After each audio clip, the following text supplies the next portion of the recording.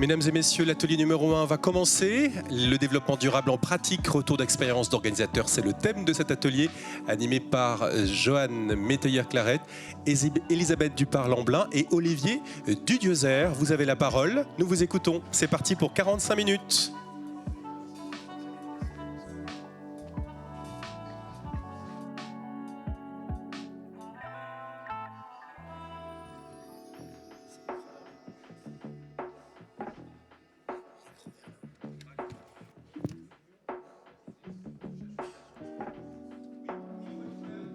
C'est bon?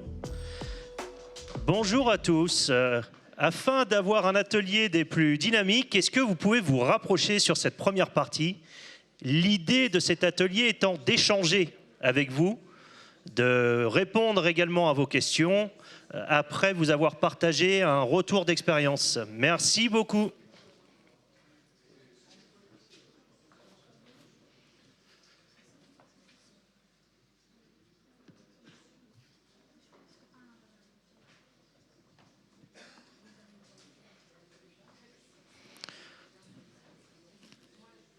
Merci beaucoup pour cette proximité. On y est presque. Le premier rang est vide, mais on va faire ce qu'il faut.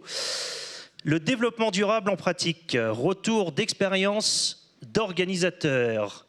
À mes côtés, donc, Elisabeth Dupart et à distance, Olivier Dudiozer. J'espère avoir bien prononcé. Elisabeth, the floor is yours. Avec une introduction comme ça, bonjour à tous. C'est assez impressionnant d'être invité à témoigner. Je me souviens du même exercice il y a un an. Et à l'issue de l'atelier auquel j'avais participé, j'en suis ressortie avec plein d'idées. Et je vais les partager au fur et à mesure avec Olivier qui donc nous suit à distance. Peut-être qu'on peut projeter la seule slide que je vous ai donnée, parce que plus que des grands mots, on voit rien, c'est très bien. Donc ça va être, ben voilà, ça va du coup être des mots. Peut-être vous raconter par quoi on a commencé. On a commencé à se poser le problème de faire différemment il y a peut-être 5 ou 6 ans.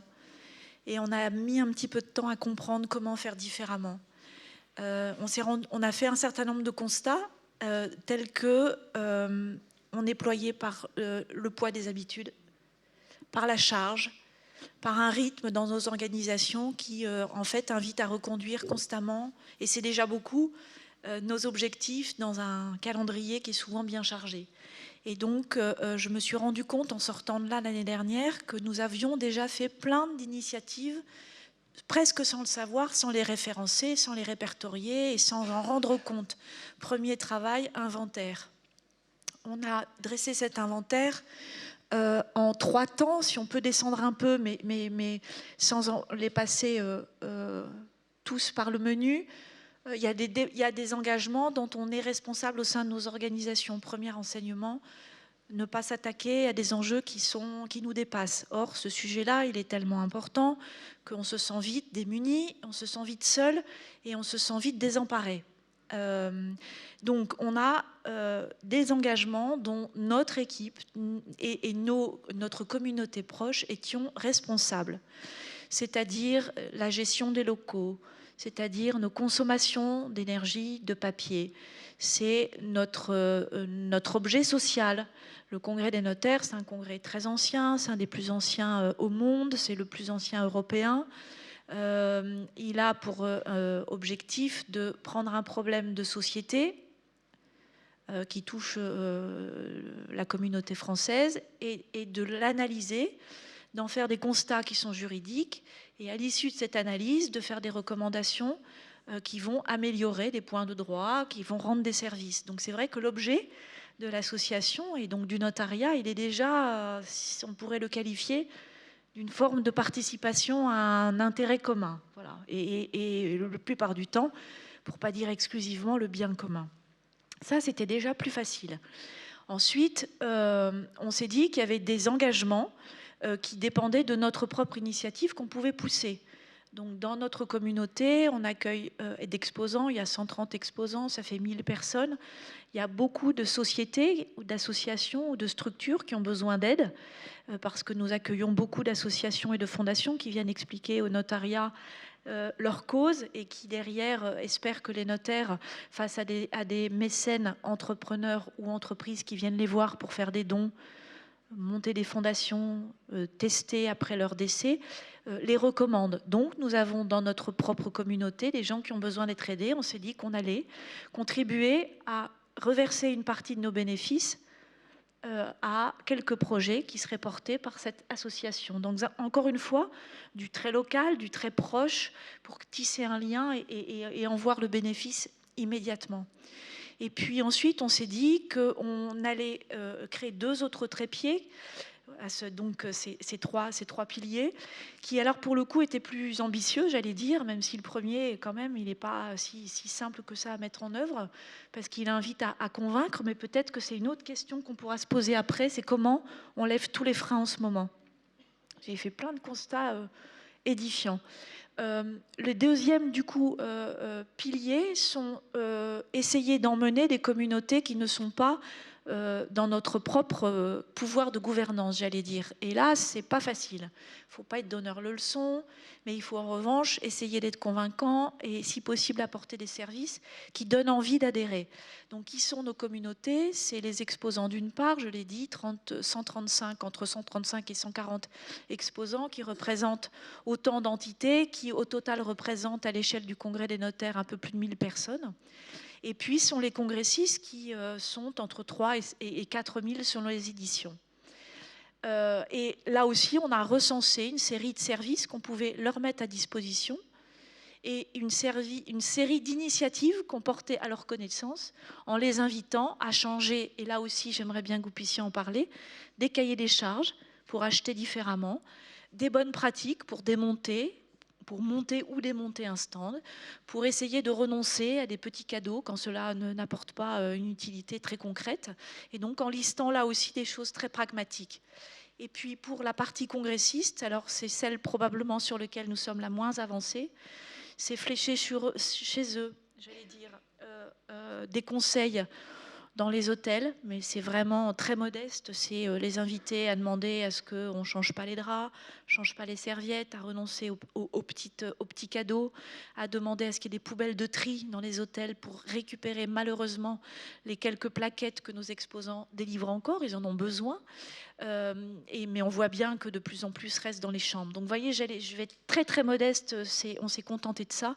Et on sait quand même, on leur a demandé de nous donner, au moment de valider leur inscription, le nombre de kilomètres qui les séparaient de leur domicile, avec un moteur qui les aidait à calculer, et le mode de transport. Et sur cette partie-là, nous compenserons. Après en avoir calculé le bilan carbone, on compensera avec une action que l'on est en train de chercher, qui elle aussi sera concrète et locale. Voilà, donc au total, ça fait 3 piliers, ça fait 36 modes d'action. Merci Elisabeth. Et comment avez-vous impliqué le lieu dans cette démarche? Est-ce que vous pouvez faire un regard croisé avec Olivier, s'il vous plaît? J'ai introduit Olivier et puis tu me poursuis. Le lieu, il est essentiel. Un congrès, c'est véritablement une invitation à partager un voyage, presque autant qu'à partager un objet et à partager un exercice avec une dimension quand même networking ou commerciale. Et donc une destination, elle est fondamentale dans le choix.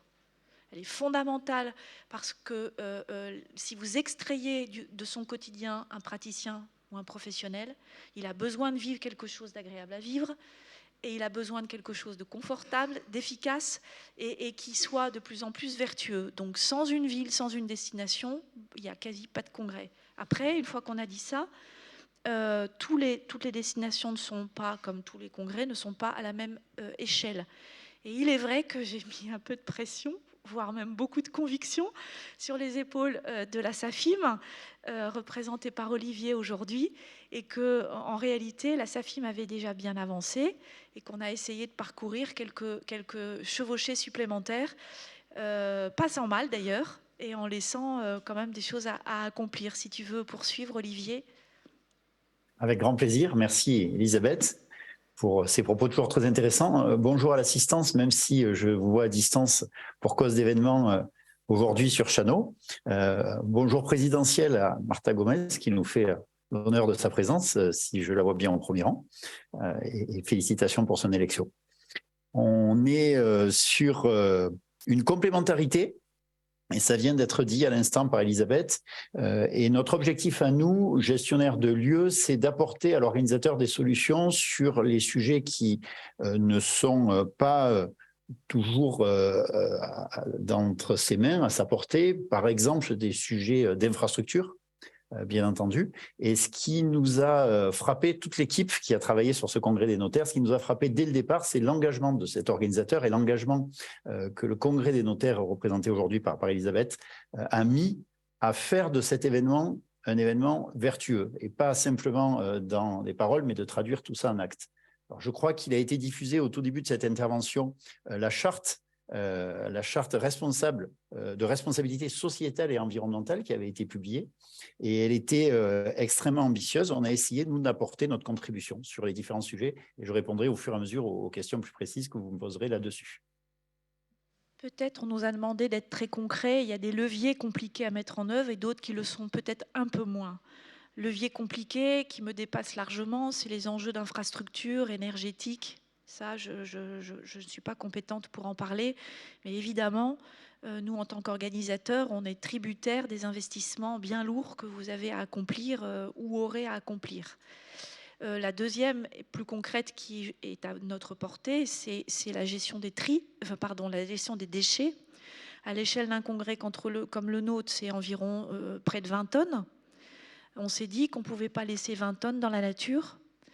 Et donc, c'est la mise en place d'une filière détaillée avec des hommes clés pour peser, récupérer, trier et mettre en place des partenariats avec des filières de recyclage.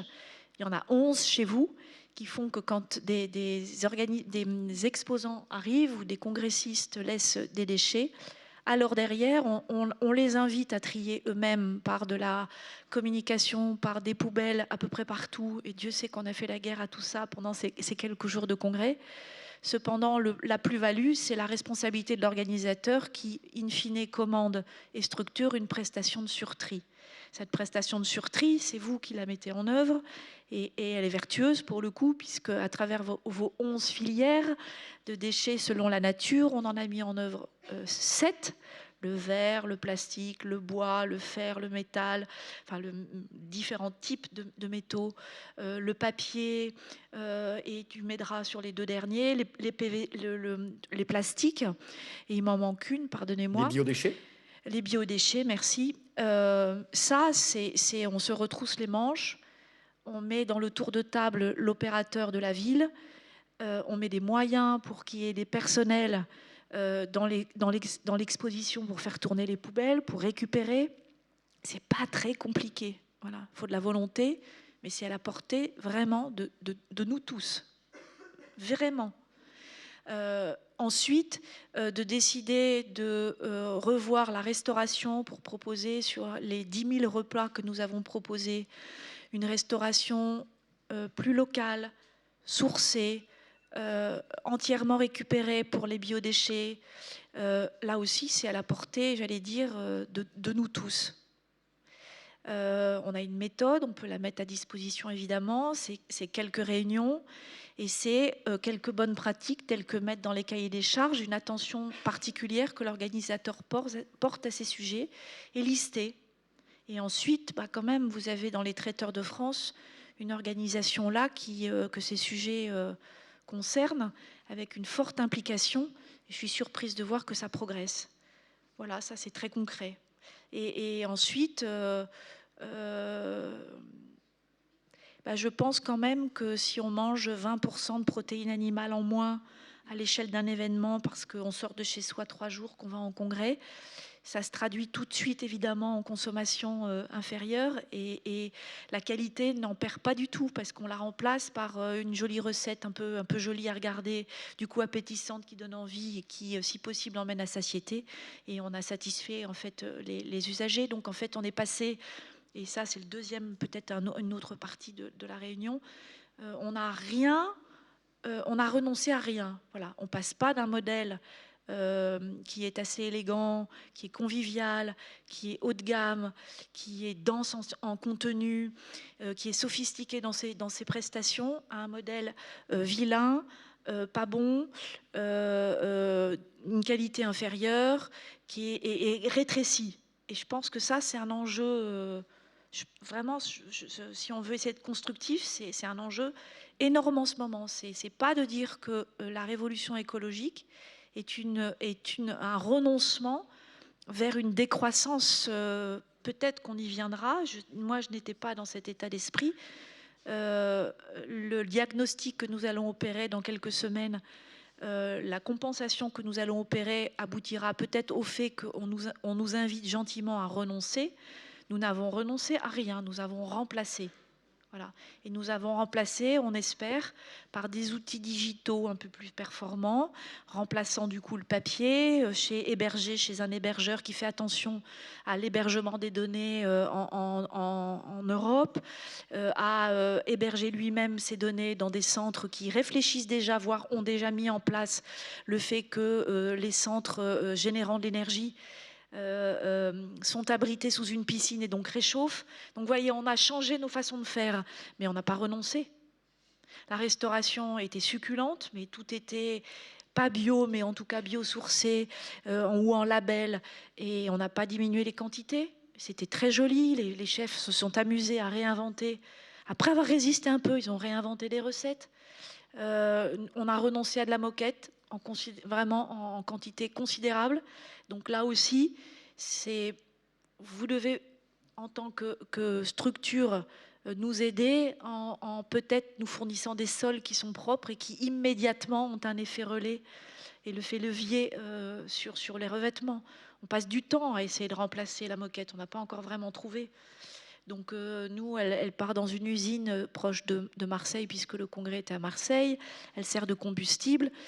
J'ai envie de poser la question de savoir si voilà, ce qu'on va laisser échapper dans l'atmosphère est si sain que ça. Je pense qu'il faut continuer d'avancer. Mais on va vers de l'upcycling. Et c'est formidable de faire ça. C'est juste formidable de se dire qu'on a encore à nos générations la possibilité de faire un constat qu'on est des grands professionnels, je pense là tous réunis, et qu'on a moyen de ne pas laisser ça aux jeunes qui vont arriver, mais de l'inventer ensemble. Ensemble. Et une fois qu'on a dépassé ça, alors ça devient un défi qui est créateur de valeur dans tous les sens du terme, hein, valeur morale, mais valeur financière. On renonce à rien en réalité, on fait autrement. Donc je pense qu'on fait mieux. Et ça, c'est assez chouette. Alors je pense que vous entendez au travers du témoignage d'Elisabeth à quel point elle est investie et convaincue de cette démarche. J'ai envie de l'applaudir.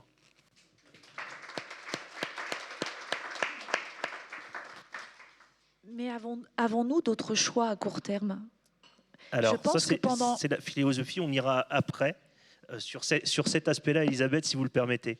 En amont, Olivier, comment insufflez-vous justement la démarche pour l'ensemble des organisateurs que vous accueillez? Est-ce que vous avez un référentiel de fournisseurs? Est-ce que vous avez une bible de l'éco-responsabilité? Comment procédez-vous? Alors oui, mais on y va pas à pas. Chaque organisateur est un cas particulier, chaque engagement est différent.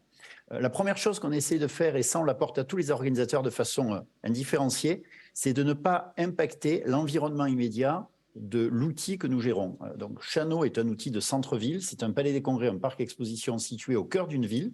Et quand un événement vient dans une ville, et Elisabeth a parlé tout à l'heure dans des mots magnifiques de cette symbiose entre la destination et l'événement, une de nos actions, c'est d'éviter que l'événement génère des nuisances, génère par exemple, de façon extrêmement concrète, des embouteillages. Embouteillages qui sont eux-mêmes générateurs, outre les inconvénients pour les riverains, de carbone et peu vertueux. Et donc pour cela, on fait en sorte d'être fluide et de mettre en place des dispositifs de contrôle d'accès, par exemple, de façon à ce que tous les flux livraison d'abord, puis de congressistes ensuite, rentrent et sortent du site de façon fluide, de façon à ne jamais perturber notre environnement. L'événement doit apporter à une destination et ne doit pas enlever, ou en tout cas pas apporter de nuisance. Ça, c'est la première chose que nous faisons toute l'année. La deuxième chose, c'est que nous sommes engagés donc, depuis un certain temps, désormais une vingtaine d'années, dans des problématiques de valorisation des déchets. Donc, Elisabeth a cité différents thèmes.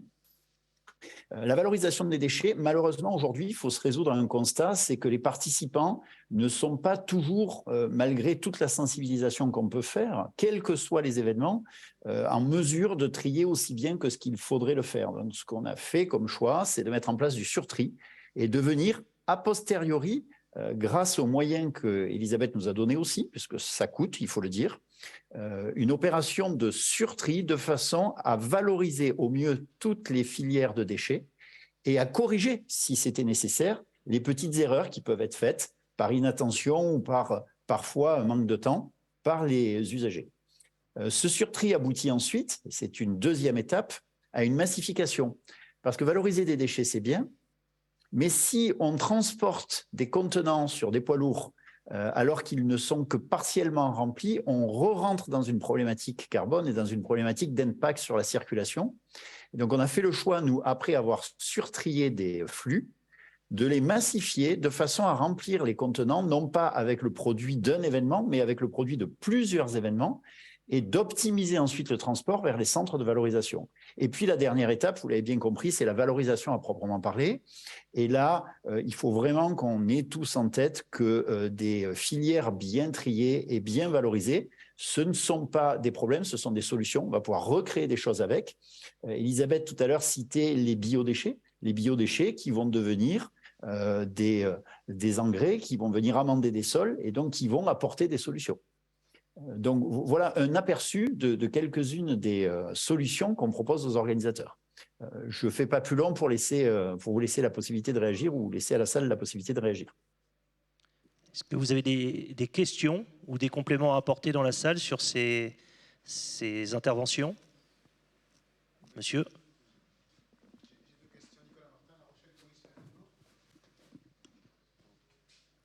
Première question, ne renoncer à rien, ça coûte combien?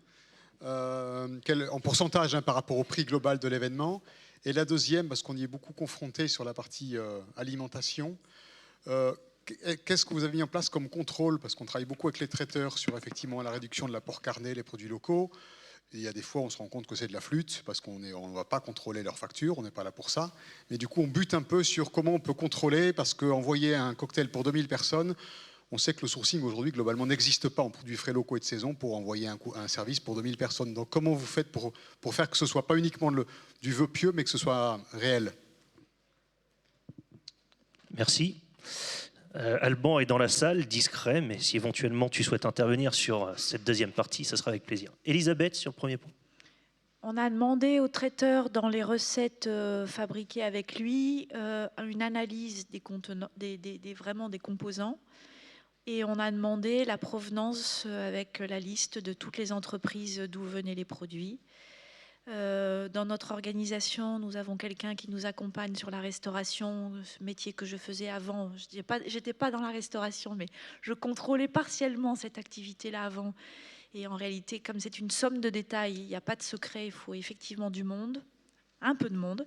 Donc à l'échelle du congrès, c'est une personne qui est consultant et qui travaille 20 jours par an avec nous. Donc ça ne nous emmène pas dans des budgets non plus gigantesques et qui contrôle les étiquettes. Donc il est là à l'entrée des cuisines, il est là, il contrôle le laboratoire. C'est un ancien traiteur, donc il se parle entre professionnels. On contrôle les quantités, on contrôle les recettes. Voilà, c'est pas infaillible. Effectivement, c'est pas infaillible. Alors, pour ma part, étant intermédiaire, puisque je dirige IME, une agence conseil en recherche et réservation de prestataires, je suis une centrale d'achat externalisée pour les grandes entreprises cotées. Et j'ai une deuxième casquette au Conseil national des achats. Je suis membre du comité de direction et nous avons lancé notamment une charte sur les achats responsables. Donc, sur ce volet, et Elisabeth m'avait lancé la perche tout à l'heure, il est effectivement essentiel en amont, dès la conception de l'événement, de comprendre les enjeux pour déjà sourcer les prestataires qui peuvent les adresser. Donc il y a déjà un travail de qualification vraiment assez complexe, de bien comprendre les enjeux. Alors sur un événement tels qu'un congrès ou une assemblée générale ou une convention, puisque le MICE, c'est Meeting, Incentive, Congress, Convention, and Event. Sur le ICE, on est relativement à l'aise parce qu'on a le temps. Me concernant, les prestations, le panier moyen est de 6 000 €. Je réunis en moyenne moins de 30 personnes sur les événements et j'agrège quand même plus de 40 millions d'euros de volume d'affaires. Le lead time, c'est 40 jours. Le client m'appelle, bonjour, dans 40 jours, je souhaite faire mon événement. En 40 jours, on ne peut pas adresser l'ensemble des enjeux sur le volet restauration, lieu, mobilité. On n'a pas le temps parce qu'il y a une consultation à faire auprès de l'industrie, une sélection, tout un process de validation et on arrive à tout confirmer à moins de 7 jours. Donc autant vous dire que pour passer à l'aspect logistique, il est déjà trop tard et bien souvent on subit les obligations des différents lieux. Donc il est important quand même dans le scope, sur le meetings, le niveau de maturité, on est encore loin. Sur la partie effectivement congrès et événementiel, on y est. Donc le sourcing, l'essentiel, et chez nous, en amont, en source, c'est de référencer déjà les destinations durables, bien entendu, les lieux qui ont cette démarche de normes de labellisation, les traiteurs qui impulsent également l'ensemble de ce que Elisabeth a pu présenter, pour ensuite, dès le départ et à la qualification, dire « j'ai ce qu'il vous faut, cet acteur peut cocher les cases ». Pour cela, il y a encore un niveau de maturité à prendre. Vous le savez, on est dans un marché qui est très atomisé et c'est aujourd'hui encore très complexe, malgré tout, de faire un événement, un séminaire, j'entends, 100% responsable. C'est un sujet de fond qu'il faut encore adresser. Concernant la partie achat, le CNA, c'est 18 000 adhérents. Nous les interrogeons systématiquement et il se trouve que 95% des acheteurs consultés ont une politique achat responsable. 95%. Le deuxième point, c'est de dire que les achats couvrent 80% des achats RSE d'une entreprise. Donc comprenez que par là, le duo RSE et achat est essentiel. La maturité des acheteurs est en devenir sur notre catégorie. Au CNA, jusqu'à ce jeudi prochain, la catégorie Travel et MICE n'est pas adressée. Pas du tout adressée. C'est une catégorie d'achat indirect dit sauvage, de classe C. Donc déjà, vous avez tout compris quand je vous dis tout ça. C'est un achat qui est très très loin, on ne s'en occupe pas à date. Les acheteurs sont en priorité sur les achats directs. En ce moment, c'est leur pire crise avec la sobriété énergétique. Donc vous pensez bien qu'ils sortent d'une crise sanitaire à trouver des masques et ils sont confrontés aujourd'hui à des soucis d'énergie, d'approvisionnement de matières premières et ainsi de suite. Donc vous pensez bien que la partie meeting et mobilité, ils l'ont adressée pendant la crise sanitaire. Ils deviennent de plus en plus matures, c'est-à-dire que maintenant il y a travel, mobilité et MICE, mais on n'y est pas. En revanche, le CNA a la volonté justement d'accompagner cette catégorie. Nous lançons une étude dès ce jeudi auprès des adhérents du CNA pour comprendre justement leur niveau de maturité, leurs attentes et les enjeux. Et j'aurai plaisir à partager ça lors d'une prochaine tribune à France Congrès. Merci Emmanuel. Donc je voulais juste apporter un éclairage sur également l'autre pan de l'industrie qui est le small meetings et le séminaire. En revanche, Olivier, que pensez-vous de votre importance finalement? Je vous responsabilise énormément, décidément, sur cette intervention. Que pensez-vous de tout ça? Juste avant, pour rebondir sur la question précédente, puisque c'est une question qui concernait aussi les traiteurs de France qui sont représentés dans cette salle aujourd'hui. Et c'était un traiteur de France qui officiait sur le congrès des notaires. Et je peux dire que à la question du contrôle, donc bien sûr, il y a tout ce que le prestataire qui était aux côtés de l'organisateur a pu faire et pu contrôler, mais pour la partie qui nous concernait, c'est-à-dire les biodéchets par exemple, je dois souligner l'exemplarité du travail du traiteur qui a totalement joué le jeu en ramenant la totalité des biodéchets dans les contenants prévus et qui nous a permis d'atteindre le maximum du classement en matière de valorisation de ces biodéchets grâce à un geste qui est un geste très simple finalement, qui est un geste qui n'est pas complexe à mettre en place, mais qui est un geste qui demande de la volonté. C'est-à-dire impliquer la totalité des équipes d'un traiteur pour leur expliquer que tout ce qui est reste alimentaire doit partir dans une filière bien spécifique. Et ça, c'est une bonne illustration de ce qui se passe aujourd'hui. C'est-à-dire que certains des gestes vertueux ne sont pas forcément très complexes, ne sont pas forcément très chers, mais ils nécessitent une très grande volonté de tous les acteurs. Je fais le lien avec ce que vous étiez en train d'expliquer sur les achats et sur la nécessité pour un organisateur qui veut sortir un événement vertueux, comme ça a été le cas avec les notaires, de bien s'entourer et de s'entourer avec des entreprises dont la philosophie est alignée.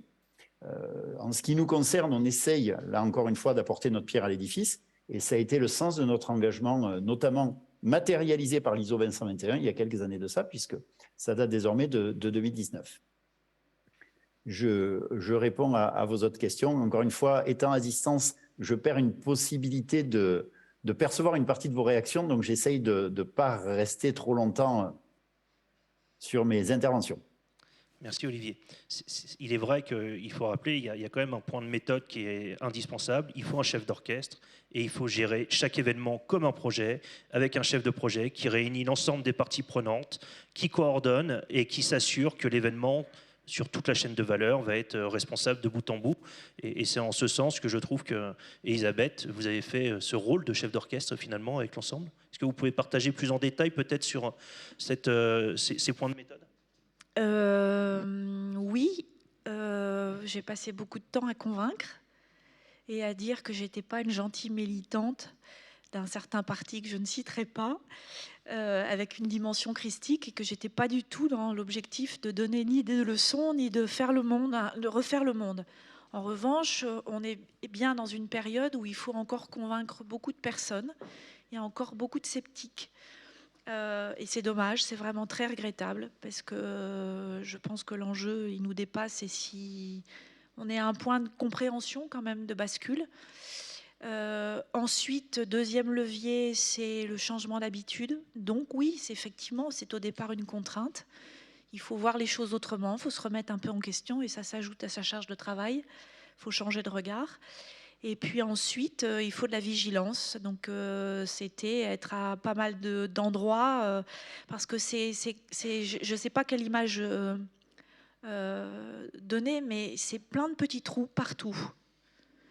Et on l'a constaté avec Olivier, à divers endroits. Vous pensez que le message est bien passé, que vos panneaux sont bien posés, que votre réunion a bien été comprise, que vous avez bien acheté, que vous en avez déjà parlé 2 fois. Je ne parle pas de 30 réunions, je parle à chaque fois, on n'a pas consacré des heures, des séminaires entiers. On n'est pas du tout dans la mécanique de guerre que vous imaginez. C'est beaucoup plus simple et empirique que ça. Et pour autant, vous avez plein de petits trous dans la raquette. Donc c'est là que c'est difficile. Et que c'est collectif. Pour autant, ce qu'il ne faut pas faire, je pense qu'il faut faire quand même. Moi, je vais mettre les petits outils que nous avons mis au point, très pragmatiques, à la disposition de France Congrès. Je pense qu'il y a beaucoup voilà, dans les cahiers des charges dont vous avez parlé d'achat. Il y a beaucoup de clés là-dedans. Si vous listez d'une façon très simple vos besoins, vous n'avez pas besoin de les inventer. Vous allez les chercher là où les centres de documentation vous les proposent. Unimev en propose, France Congrès en propose, il faut aller s'inspirer, j'ai rien réinventé en réalité. Et puis ensuite, c'est les injecter, oui, il faut un peu d'énergie et de volonté, les injecter dans le process achat. Mais c'est pas non plus si compliqué que ça, en fait, avec un peu de volonté. Tout à fait. C'est vraiment des petits gestes. Peut-être aussi une chose quand même, on a eu un peu de courage en mettant en place, mais ça s'est finalement très bien passé. On s'est dit que vous avez évoqué la question des coûts. Combien coûte tout ça ? J'ai un doute, Olivier, je devrais le savoir, pardon. Combien avait coûté la filière de surtri ? J'ai en tête environ 7 000 € de surcoût, mais c'est peut-être même un peu beaucoup. Ça, c'est beaucoup. On doit être un peu moins que ça si on parle uniquement du surtri. Mais je vais moi-même poser la question pour ne pas vous dire de bêtises à la chef de projet qui va me répondre précisément sur ce sujet-là. En restauration, il n'y a pas un centime de plus qui a été posé sur le sujet. Voilà. Ma question, oui, Elisabeth, c'était aussi pas uniquement par rapport au coût direct, de combien ça a coûté donc d'être plus responsable, mais est-ce que ça vous a demandé est-ce qu'il faut engager en fait, il y a toujours des peurs avant de se lancer. Est-ce qu'on a besoin d'un consultant? Comment pour pouvoir mettre en place, pour mesurer derrière l'impact de ce qu'on a pu faire? En fait, comment est-ce que vous avez organisé cette partie un peu logistique, chef de projet de ce projet RSE que vous avez fait pour votre congrès cette année?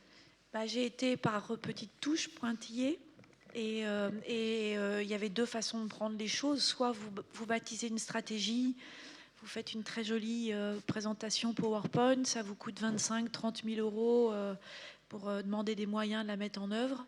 Et j'ai pas voulu faire ça. J'avais pas le temps de bâtir une stratégie sophistiquée. Et j'avais pas non plus l'énergie d'aller convaincre un conseil d'administration. Donc je me suis dit, mon levier, à moi, dans ma fonction, ça peut être de changer la restauration, ça peut être de m'adosser sur Olivier et qu'ensemble on aille un peu plus loin dans ce qu'il a fait avec ses propres moyens. Ça peut être d'aller proposer des bonnes initiatives à nos partenaires. Ça peut être avec mon équipe de changer les papiers qu'on achète, d'en imprimer moins, de revoir nos besoins. Ça peut être de décider de mettre des carafes d'eau partout plutôt que du plastique. Ça, on l'a fait en interne en réalité. Et c'est en additionnant tout ça qu'on se rend compte que ça, plus ça, plus ça, plus ça, c'est pas si mal. Et voilà, il y a 36 actions qui au final ont tout changé en fait. Mais ça ne veut pas dire qu'on a tout fait bien. On a encore 40% de déchets qu'au jour d'aujourd'hui, la filière ne s'est pas tant que ça valorisé. Et l'année prochaine, on ira s'attaquer à ça. Donc il ne faut pas non plus vouloir changer le monde. Mais à notre échelle, on a tous une sphère d'influence, tous. Donc même mes collaborateurs, j'en ai pas non plus de très nombreux, me disaient mais pourquoi je ferais comme ça? Je dis tu vas le faire comme ça parce que si tu le fais comme ça, alors on aura 50% de moins de consommation de signalétique juste parce que tu as enlevé le logo du millésime de l'année. Donc ton panneau excursion, ton panneau restauration, tu vas le concevoir plutôt sans donner de nom à ton restaurant. Certes, ça aurait été chouette pour ton événement, mais l'année prochaine, on réutilisera ça.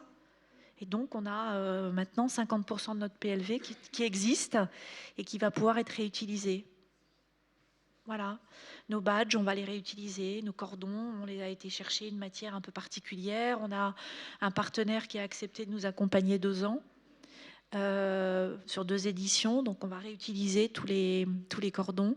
C'est rien. Après de mettre en place une vasque, on les a fait désinfecter et puis ils sont stockés dans le bureau d'à côté.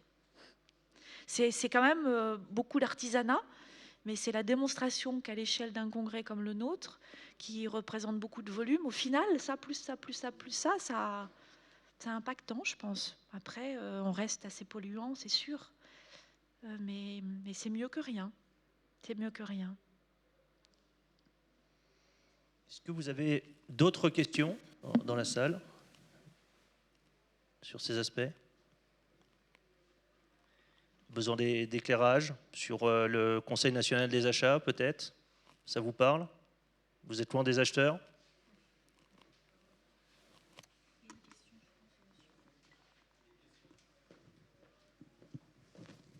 Vous n'avez pas d'autres micros?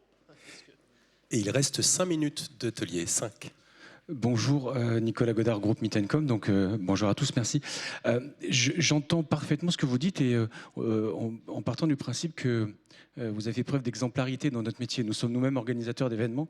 Une petite question pour Olivier. Si, par exemple, moi, je viens au Hano, quelle est la part, que ce soit sous contrainte ou sous formation, on va pouvoir bénéficier justement de ces bonnes pratiques, nous en tant que nouvel organisateur. En gros, est-ce que quand vous êtes en contact avec, je vous considère comme un organisateur exemplaire, quand vous êtes en contact avec ce type d'organisation, est-ce que vous redescendez après auprès de vos prochains clients, ou est-ce que si j'arrive sans aucune bonne pratique, vous allez me laisser faire, ou est-ce que vous allez m'indiquer, me former sous contrainte, encore une fois, ou m'indiquer les bonnes pratiques que vous-même avez déjà pratiquées? Bien, alors je vais d'abord vous préciser le chiffre que je vous avais promis il y a 5 minutes, puisque uniquement le surtri, c'est-à-dire l'agent qui était dédié au surtri, c'était la question d'Elisabeth il y a quelques minutes, ça représentait 2 kg €. Tout ça pour vous dire que les efforts ne sont pas toujours nécessairement très coûteux ni très complexes. Et je rebondis sur ce que disait Elisabeth, on peut faire des gestes simples, et j'espère que ça répondra, Nicolas, à votre question, des gestes simples qu'on peut apporter à l'organisateur à condition que l'organisateur soit lui-même engagé. Exemple de geste simple, si l'organisateur en est d'accord. Elisabeth avait sur son congrès une zone restauration d'une taille quand même assez significative, puisqu'on était quasiment à 3000 m² destinée à la restauration principalement pendant les déjeuners. Avec son accord, on a éclairé artificiellement, en dépensant de l'énergie électrique, cette zone uniquement pendant la durée des repas. Et le reste du temps, avec son accord toujours, eh bien, cette zone était laissée dans le noir. Économie, 3000 m² fois 3 jours d'événements, vous faites le calcul. Bien, ça, c'est typiquement le genre de choses, et j'espère que ça répondra à votre question, qui sont encore une fois absolument pas coûteuses, qu'on peut vous apporter, à la condition que vous, en tant qu'organisateur, vous soyez capable d'accepter avec nous de faire ce chemin sur des pratiques simples, des pratiques peu coûteuses, mais des pratiques qui permettent d'être vertueux. Et c'est un exemple. Merci Olivier. Alban, dernière question et ensuite on va conclure s'il vous plaît. Bonjour à tous, Alban Caillot pour les Traiteurs de France. C'était plus une réaction éventuellement pour Monsieur de La Rochelle et une question à l'organisatrice et au lieu. Tout simplement peut-être Monsieur d'insister sur le fait que l'ISO 20121 à mon avis est une formidable opportunité pour l'ensemble des acteurs de peut-être plus se parler, mieux se parler pour faire part chacun de ses freins. On n'est pas des magiciens, nous, si on parle des traiteurs. À un moment donné, il y a des sujets d'approvisionnement qui sont effectivement à gérer. Je pense qu'il y a un vrai sujet sur l'anticipation. Et l'anticipation, ça amène, à mon avis, une plus grande facilité pour l'ensemble des prestataires. Et ça, là, ce n'est pas que pour les traiteurs, en l'occurrence, à mieux s'organiser et à mieux sourcer, je pense, un certain nombre d'interventions. Parce que le last minute, c'est forcément très, très, très contraignant. Et je pense que sur le sujet du biodéchet que tu évoquais tout à l'heure, Olivier, avant le biodéchet sur la partie alimentaire, il y a un vrai sujet autour de la gestion des surplus avec la lutte contre le gaspillage alimentaire qui peut être aussi une très très belle issue sur la partie alimentaire. Mais je présume que ça avait sans doute été géré avant le biodéchet sur ce congrès-là. Et après, dernière petite chose. On s'est dit très concrètement là-dessus qu'on allait, on savait qu'on a donné nos chauds à ces déjeuners. Et du coup, on a réservé 200 derniers déjeuners d'une formule qui était chaude à une formule froide, qui n'a été ouverte que quand les gens étaient là. Et que, si elle n'était pas ouverte, alors elle pouvait être donnée à des associations locales. Complètement, parce qu'avant d'être effectivement un biodéchet, on ne le faisait pas avant non plus. Ah, complètement. Donc on a économisé, entre guillemets, l'équivalent de 1500 kilos de nourriture, c'est pas rien non plus. Et moi, je remercie les organisateurs. Et alors, avec un sentiment de fierté des équipes du traiteur impliqué, de remerciement des associations bénéficiaires et de fierté pour notre équipe, voilà, c'est du coup, on a reçu un merci plus grand que celui qu'on a donné. Et c'est vraiment la conclusion de ce chantier. Et si je vous partage un regard du coup d'opérateur, c'est que quand vous demandez de l'exigence à vos équipes, quelle que soit l'issue finalement à qui va être donnée cette partie alimentaire, vous faites des collaborateurs encore plus impliqués parce que à l'arrivée, ils savent de toutes les manières que ça ira pour une bonne action et pas à destination basiquement d'une poubelle. En tout cas, merci aux grands organisateurs qui permettent aussi de tirer vers le haut l'ensemble de la chaîne des prestataires et qui permettent après, je pense, et pour faire écho avec ce que disait Nicolas, à changer les pratiques pour les événements peut-être de plus petite envergure parce que ça donne finalement des solutions et d'autres pratiques. Voilà. Donc un grand merci. Merci Alban, merci Elisabeth, merci Olivier à distance. J'ai envie de conclure par une citation de Mandela. Tout paraît impossible jusqu'au moment où on le fait. Merci. Merci. Merci aux modérateurs de cet atelier, merci au public pour leur participation et leur contribution. Merci pour notre invité en distanciel. Place à la pause dans l'espace Innoventech, l'occasion de partir à la rencontre de nos entreprises innovantes. La suite du programme à partir de 16h45 jusqu'à 17h45, atelier 3. Atelier 3, salle Majorelle. Quelle stratégie derrière la mesure de son empreinte carbone? Et ici même en salle Erignac, atelier 4, Focus Énergie. Quelle solution viable pour les équipements d'accueil avec quel niveau d'investissement? Bonne pause et reprise des ateliers donc à 16h45. Merci beaucoup.